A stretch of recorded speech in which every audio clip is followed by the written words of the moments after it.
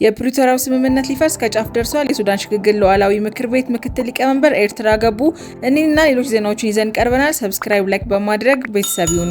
የፌዴራል መንግስቱና የትግራይ ክልል አመራሮች ከ2 ዓመት ደም አፋሳሽ ጦርነት በኋላ የደረሱበት የፕሪቶሪያው ስምምነት በተለያዩ አዳዲስ ውዝግቦች ምክንያት ሊፈርስ ከጫፍ ደርሷል ሲሉ የተለያዩ ሪፖርቶች አመልክተዋል። ውጥረቱ በዋናነት የተከሰተው ትጥቅ መፍታት፣ ከሰራዊት ማሰናበትና መልሶ ማቋቋም ስምምነት መሰረት ለክልሉ ታጣቂዎች ከፌዴራል መንግስቱ ይላክ የነበረው ድጎማና በጀት መቋረጡን ተከትሎ መሆኑን ዘገባዎቹ አመልክተዋል። ይህ የበጀት መቋረጥ በክልሉ ውስጥ አዳዲስ የፋይናንስ ቀውስ የፈጠረ ሲሆን አብዛኞቹ የትግራይ ክልል የመንግስት ሰራተኞች የ2 ወር ደሞዝ እንዳልተከፈላቸው ከጉዳዩ ቅርበት ያላቸው ምንጮች ተናግረዋል። ለዚህም ምክንያት አንድ ስማቸው እንዲጠቀስ ያልፈለጉ የክልሉ ባለስልጣን እንደተናገሩት በጀቱ በመቋረጡ የክልሉ አስተዳደር ለህዝብ አገልግሎት ለሲቪል ሰራተኞች የተመደበውን መደበኛ በጀት ለታጣቂ ኃይሎች ደሞዝ ክፍያ ያዋለው ነው ብለዋል። ምንም እንኳን ከፌዴራል መንግስቱ የሚላከው መደበኛ በጀት ባይቋረጥም በክልሉ አመራሮች በኩል በጀት የማዛወር ስራ እየተሰራ መሆኑ የህዝብ አገልጋዮች ደሞዝ እንዲያጡ በማድረጉ ምንጮቹ ተናግረዋል።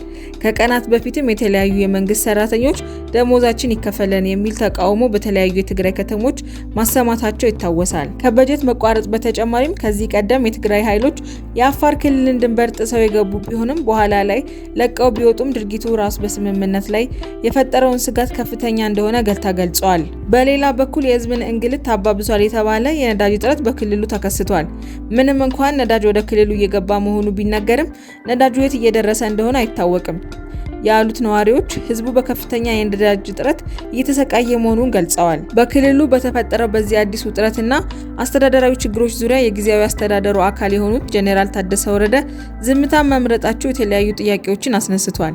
ጄኔራሉ በጉዳዩ ላይ አስተያየት ከመስጠት መቆጠባቸው ምናልባትም በህወሓት ወይም በቲፒኤልኤፍ ኃይሎች ተጽዕኖ ስር መውደቅ ይሆን የሚል ግምት እንዲፈጠር ማድረጉን ምንጮች ገልጸዋል። የሱዳን የሽግግር ሉዓላዊ ምክር ቤት ምክትል ሊቀመንበር ጄኔራል ማሊክ አጋራይድ ረቡዕ ጠዋት አስመራ የደረሱ ሲሆን ዛሬ ከኤርትራው ፕሬዝዳንት ኢሳያስ አፈወርቂ ጋር ተገናኝተው በሱዳን ያለውን ሁኔታ እድገት አስረድተዋቸዋል። ጄኔራል ማሊክ አጋራይድ በተጨማሪም በራሳቸው በአፍሪካ ሀገሮች ውስጥ ባሉ ተላላኪዎችና ወኪሎች አማካኝነት የሚፈጸመውን ለስላሳ ወረራ ክስተት ለመዋጋት ስትራቴጂክ ለመዘርጋት ከኤርትራና ክልሉ ሁሉ አጋሮች ጋር ለመተባበር ሱዳን ዝግጁ መሆኗን አረጋግጠዋል። ፕሬዝዳንት ኢሳያስ አፈወርቂ በበኩላቸው ኤርትራ እጅግ በርካታ ሱዳናውያን ያለምንም ገደብ ወይም ያለምንም ቅድመ ሁኔታ ሁለተኛ ሀገራቸው እያስተናገደች መሆኗን በመጥቀስ ለሱዳን መንግስትና ለህዝባቸው ያላቸውን አጋርነት አረጋግጠዋል። አድማጭ ተመልካቾቻችን የተከታተላችሁን ስለሆነ እያመሰገንን ሰብስክራይብ፣ ላይክ እና ኮሜንት ማድረግዎን አይርሱ።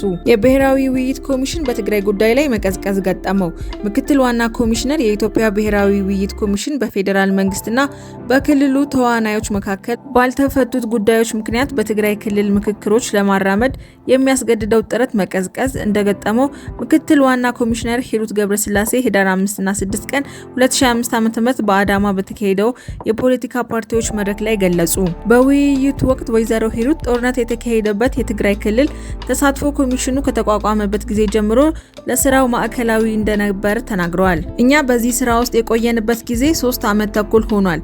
በዚህ ጊዜ ውስጥ የትግራይ ጉዳይ አጀንዳችን ያልሆነበት ቀን የለም ብለዋል።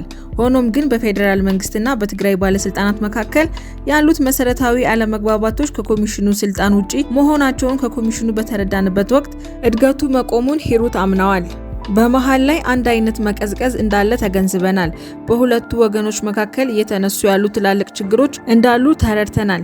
ይህ እኛ የምንፈታውም ሆነ በስልጣናችን ውስጥ ያለ ነገር አይደለም ሲሉ ለተሰበሰቡት አካላት ተናግረዋል።